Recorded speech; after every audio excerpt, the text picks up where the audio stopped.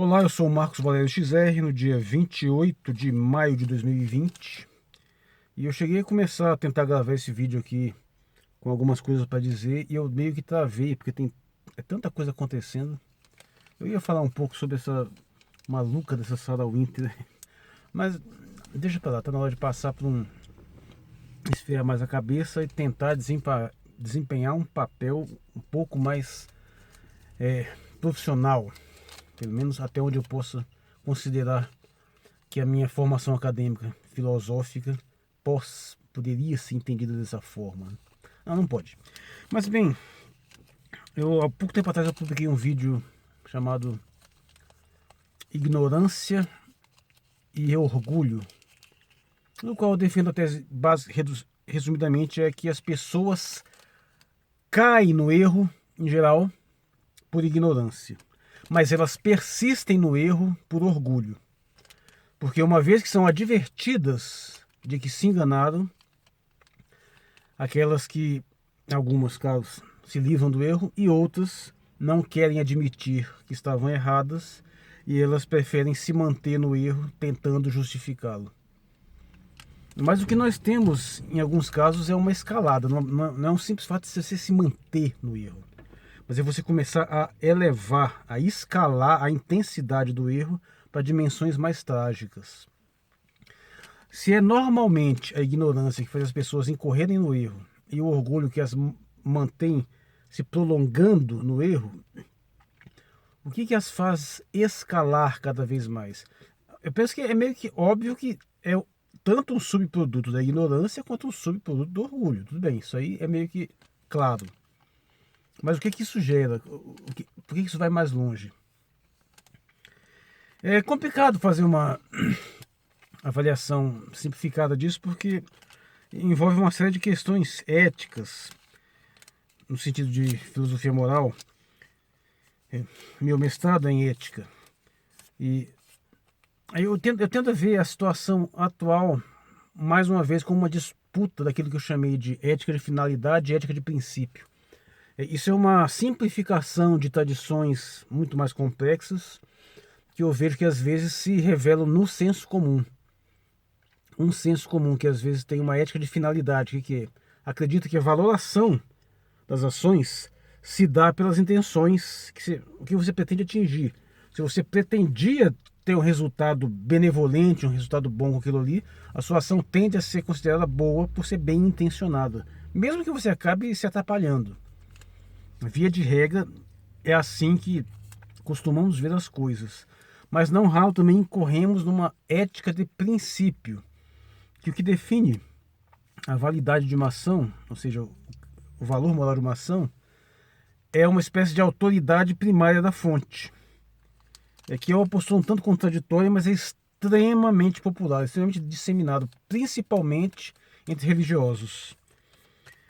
É fácil demonstrar isso quando você o submete a alguns dilemas, especialmente tirados da teologia, especialmente, por exemplo, no Antigo Testamento. Quando você aponta aqueles eventos, aquelas guerras, aqueles genocídios, aqueles massacres brutais que teriam sido praticados pelos hebreus a mando direto de Deus, que na verdade em sua maioria são lendários, em alguns casos são até alegóricos, mas tem algum fundo histórico sim, mas bem pouco. Mas o fato, isso não importa porque fundamentalistas religiosos costumam acreditar na verdade literal deles. E aí como é que você faz? Você chega com o seu exército supostamente abençoado por Deus, chega num local onde vivia lá uma comunidade há muitas gerações, está lá desde sempre, na dele você chega e você tem o dia de chegar, entrar, invadir, escravizar, pilhar, estuprar, matar, fazer tudo ali. Em alguns casos manda matar tudo que é vivo, tudo que respira, não pode deixar vivo nem planta. Em outros casos não, é mais pragmático, não mata só os homens, escraviza as mulheres, mata inclusive todos os meninos mais novos. É o famoso passarás a fio de espada. E aí, como é que você justifica isso em termos éticos? Porque se você for pegar esse mesmo cenário e transferir para qualquer outro contexto fora desse viés religioso, não existe ser humano minimamente são que concorde que isso é justificável. Inclusive já há experiências a esse respeito. O Richard Dawkins cita uma experiência que foi feita em Israel a esse respeito, onde eles pegaram grupos de crianças, né? E em dois grupos separados. E para umas eles contaram uma história e para outros contaram a mesma história, mas trocando os personagens. No caso, uma eram os hebreus, contando uma história típica do Antigo Testamento, descrevendo um processo desses. E o outro era a mesma história, só que ele mudou o nome, disse que era na China antiga e era uma etnia chinesa contra outra. E foi resultado absolutamente previsível. A imensa maioria das crianças que ouviu a narrativa com o rótulo hebraico considerou justificados os atos. E a imensa maioria que ouviu o rótulo alterado considerou injustificáveis os atos. Ou seja, você tem um viés aí que o fato não é justificado pela situação, pelos objetivos finais. É a autoridade da fonte que determina se a coisa é boa ou não. Ou seja, em nome de Deus, você pode prometer qualquer brutalidade que ela está automaticamente justificada porque é em nome de Deus. Você pode alterar também isso para em nome da democracia, em nome da liberdade, em nome do anticomunismo. Você justifica as atrocidades por uma ética de princípio. Seu princípio é sagrado, então ele justifica qualquer coisa. Isso gera uma série de distorções. Uma que eu acho mais interessante é aquela que você questiona. Como você pode então saber, por exemplo, que uma ordem que você recebeu veio de uma divindade ou não? A pessoa de repente tem uma visão, de repente desce ali aquele que parece um anjo lá e te manda fazer uma coisa. Mas você sabe muito bem que é perfeitamente possível que, por exemplo, o diabo também tem poderes de iludir as pessoas. Ele também pode chegar e jogar vozes na cabeça das pessoas, não pode? Então, como é que você vai saber se você está sendo instrumento de uma ação divina ou demoníaca? Esse dilema é clássico, porque se você for julgar isso por base nos resultados concretos das ações, por exemplo, a entidade chegou e me disse para fazer tal coisa. Eu acho que é uma coisa de Deus porque ele me mandou ajudar as pessoas, ser bom, fazer grandes caridades. Ou então eu acho que é coisa do demônio que ele me mandou matar, roubar. Ou seja, se é assim, então é você que decide. É você com a sua dimensão humana que decide se aquilo lá é divino ou demoníaco. Ou seja, todo e qualquer tipo de revelação divina tem que passar pelo crivo moral humano para poder ser justificado ou não. Você meio que esvazia a autenticidade de uma revelação. Mas se você aceita essa autoridade da fonte, mesmo que ela te mande fazer coisas completamente contrárias a qualquer bom senso, então você tem que admitir que você não tem capacidade de discernimento, ou seja, pode te mandar fazer qualquer coisa, ou seja, os atos não estão justificados, não são explicados, não são valorados pelas suas consequências, mas sim por uma autoridade da fonte misteriosa que você assumidamente não tem condições de julgar. É uma postura contraditória, é a ética de princípio, de senso comum. A ética de finalidade é uma ética que tem seus problemas também, mas ela é perfeitamente defensável na maioria das situações e é por ela que normalmente nos pautamos. A ética de princípio tem essa questão, essa dificuldade. Dito isso, como é que nós tentamos jogar alguma luz nessa bizarrice que nós estamos vivendo? Bom, eu acho que temos umas analogias óbvias, né? Há um pouco tempo atrás eu gravei um vídeo, estava prestes a subir, aí um vídeo até longo, mas o meu computador teve um problema grave, detonou o HD, eu já tive que mandar comprar outro agora, já morri lá em quase 6 mil reais. Estou esperando chegar, então eu não sei nem se vou publicar esse vídeo, porque depois daquele negócio lá da reunião, eu vi obrigado a reformular algumas coisas e talvez tenha ficado até um pouco defasado. Mas uma coisa que eu mantenho, e que é uma coisa que eu já tinha dito antes, é que nós estamos diante de um governo milenarista. Milenarista no sentido de se acreditar estar numa espécie de ou numa paródia de situação de estar lutando contra um final dos tempos, como se você fosse a única ilha de sanidade e virtude perante um mundo totalmente tomado, você e o seu séquito. E esse tipo de mentalidade, também chamado de quiliasmo, né, que é relativo a 1000, né? É essa ideia de que você está num final de tempo, numa virada de milênios, essa noção de que noção cronocêntrica de que você está vivendo no momento mais importante. E isso está previsto numa tradição cultural que seja uma espécie de domínio do maligno pelo mundo. Então só você, afinal o mundo já é no maligno, então só você tem a prerrogativa da santidade, da divindade. E o bolsonarismo é isso. Se pauta por uma ética de princípio. Absolutamente tudo que o mentecapto sociopata lá da presidência faz, os infelizes, os miseráveis aceitam. Estou falando daqueles que se mantêm constantes, ou até os poucos casos que tenham se convertido depois. Mas é uma seita, literalmente falando, uma seita. Quem explicou isso muito bem foi o Eduardo Moreira, que é um economista que eu sempre gostei muito, mas eu ultimamente tem me desagradado um pouco porque ele está ficando muito esquerdista. Não precisa ser tanto. Mas ele disse uma coisa muito interessante, que literalmente está revelado naquela frase, que eles não são partido, Bolsonaro não tem mais partido e nem vai conseguir ter outro.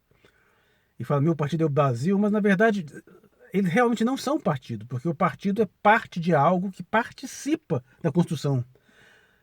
E ele não participa mais. É literalmente uma seita, uma secta, uma separação, uma seção separada que não mais participa de uma coisa.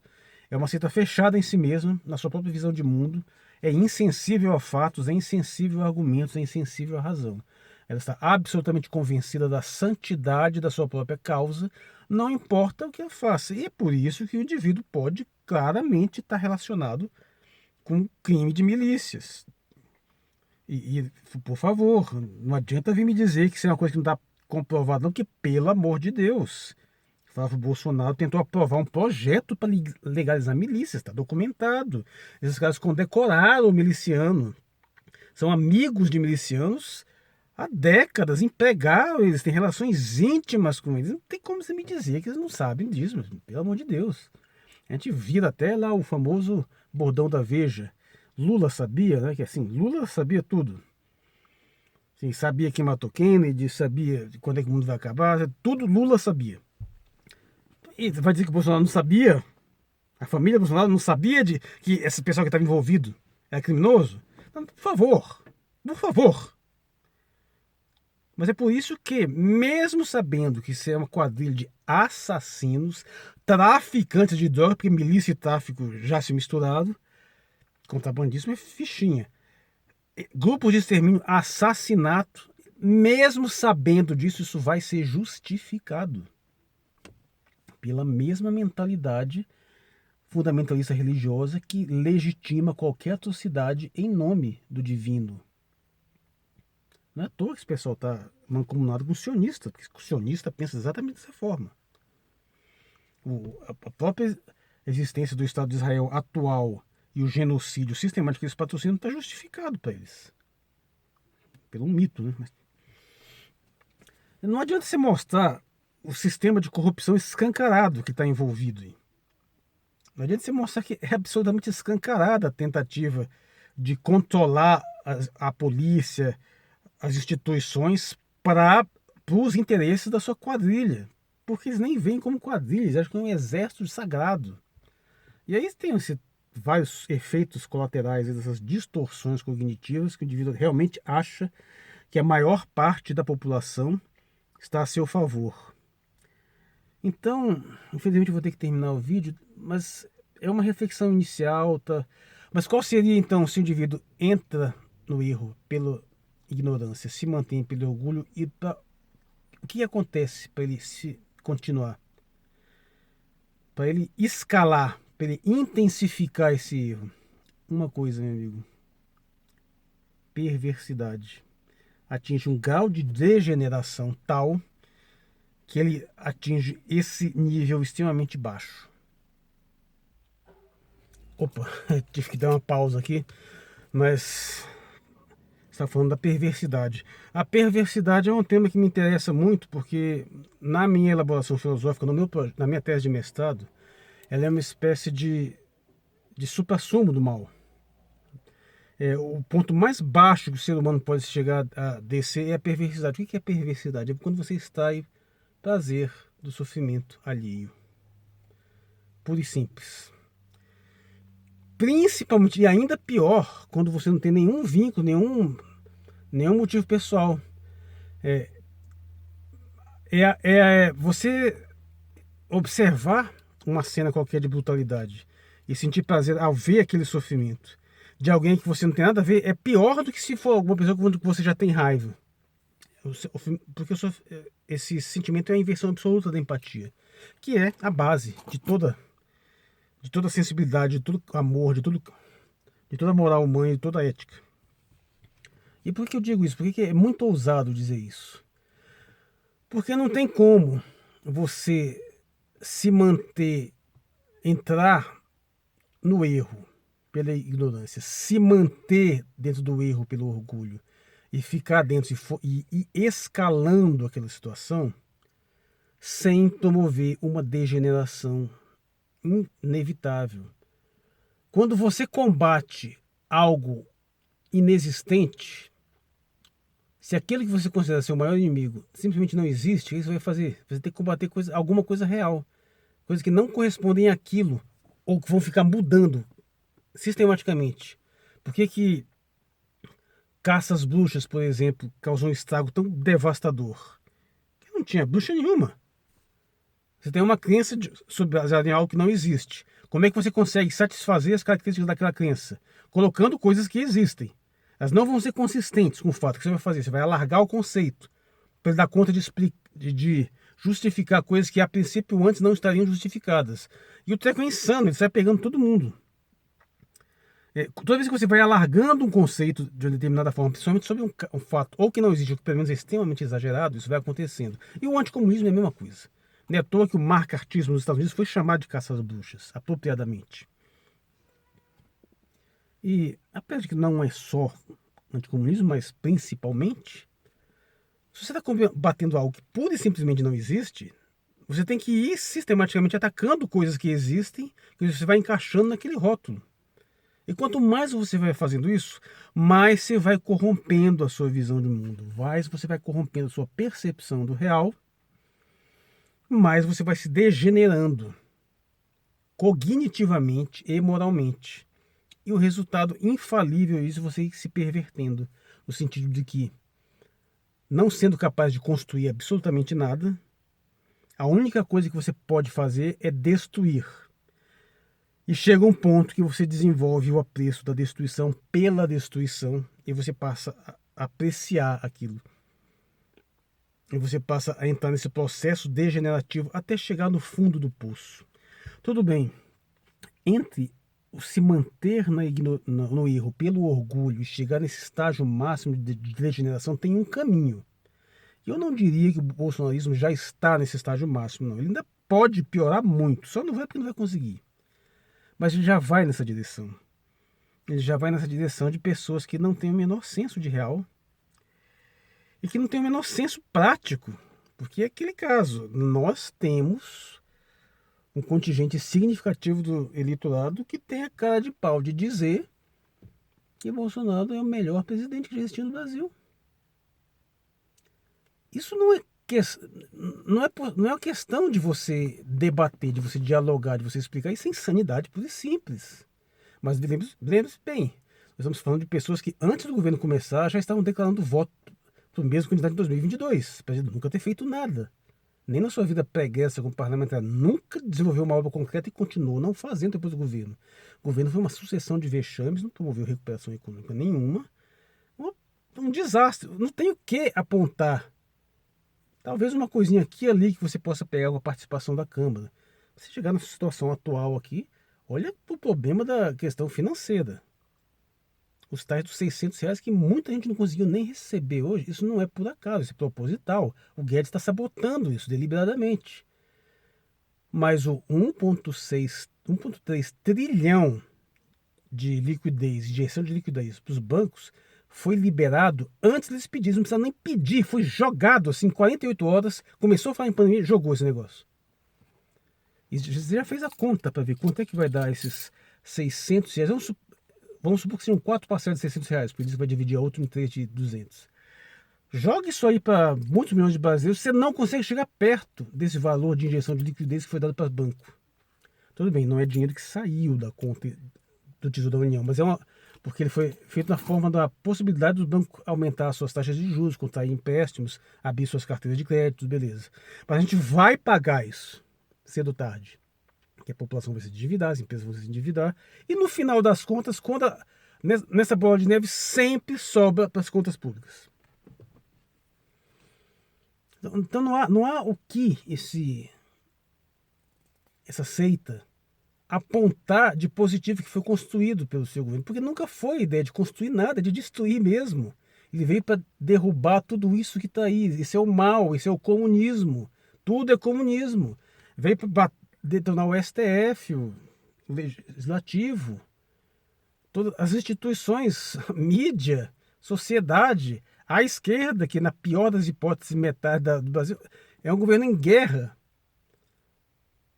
contra o suposto mal do comunismo inexistente, então vai ter a guerra, praticamente tudo aquilo, o conceito vai se alargando, caça às bruxas.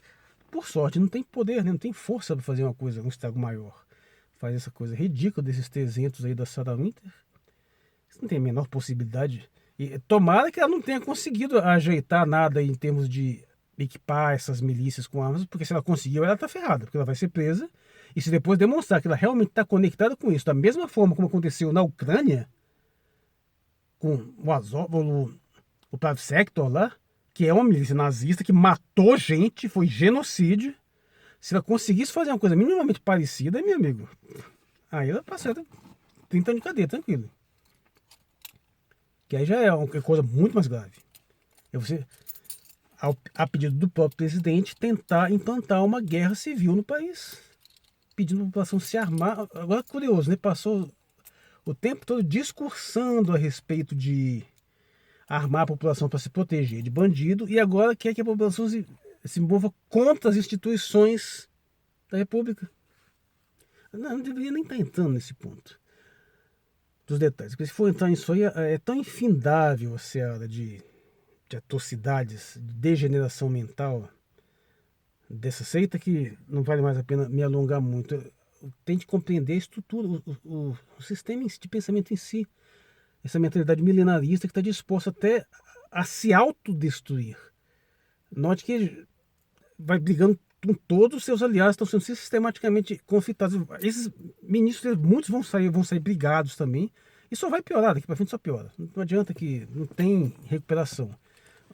O que a gente tem que conseguir fazer é tirar esse governo daí antes que ele cause um estrago ainda maior do que já causou. Pode-se interpretar a manobra recente do STF como uma forma de pressionar o Mourão, porque pode se caçar a chapa, e aí tirar o Mourão junto. É uma situação mais drástica. Ou eles podem estar tentando intimidar o Mourão para passar a apoiar o impeachment, para não dançar junto nessa história. Mas o fato é que não existe possibilidade de defender isso, não ser pelo delírio. Como é que se chega nesse ponto? Se mantendo no erro pelo orgulho, pela desinformação, claro, com gurus extremamente sórdidos quanto esse Olavo de Carvalho, que eu já li muito, eu já o considerei o meu antimestre, aliás, considero ainda o antimestre, que é a pessoa que me ensina muito, apesar de eu não concordar com ele. Sabe? Teve muita importância na minha vida isso. Chamou minha atenção para muitas coisas. Mas hoje está completamente demente, completamente alucinado. Não tem... Promoveu um processo fantástico de falsificação das coisas aí, de degeneração total. E hoje não sei nem se ele é mais imputável, o cara tá doido. Aí você vai estendendo e aprofundando esse erro, aprofundando essa degeneração mental. Chega um ponto que não te resta mais nada. Processos similares a esses, de lados opostos, é o que no final das contas resulta em guerra e resulta em genocídio. Porque você acha que se esse pessoal assume o poder, eles não cometem um genocídio, não? Eles não são capazes de fazer uma coisa. O cara já não sugeriu o campo de concentração aí? Você acha que eles não são, que nem fizeram, por exemplo, criar campo de concentração para comunista? E o pior, a essa altura, o pessoal que já tá puto com esse pessoal também já não tá à vontade de exterminar isso aí. Se nesse exato momento subisse ao poder, tanto se o bolsonarismo subisse ao poder por uma mágica, por um exército sair do nada, ele vai promover um genocídio em massa, quanto se subisse os anti-bolsonaristas do poder, genocidar essa coisa todinha de uma vez. É por isso que existe gulag, é por isso que existe campo de concentração, por causa dessas mentalidades insanas. Essa insistência, esse apego, esse orgulho ao erro, essa degeneração progressiva de combater o inimigo inexistente, até o ponto de você estar incluindo a totalidade do mundo na sua paranoia e se corrompendo, se degenerando cada vez mais. Esse é o processo. Tem que, é uma coisa que eu tenho que pensar mais, mas para recapitular e encerrar brevemente, as pessoas geralmente, não é sempre, geralmente caem no erro por ignorância. E geralmente se mantém no erro por orgulho. Isso evidentemente tem uma consequência, orgulho e ignorância vão se misturando, vão se reforçando, isso vai evoluindo. Se persiste nisso e vai escalando e aumentando esse grau de alienação, infalivelmente ela vai começar a se degenerar, vai começar a se corromper, vai começar a se perverter e atingir os piores, e se o processo não for detido, vai atingir os piores níveis possíveis de depravação. Não vai acontecer, não vai durar mais muito tempo, você vai ser detido. Eu sou o Marcos Aurélio Xer, hoje é o dia 28 de maio de 2020, obrigado por sua atenção.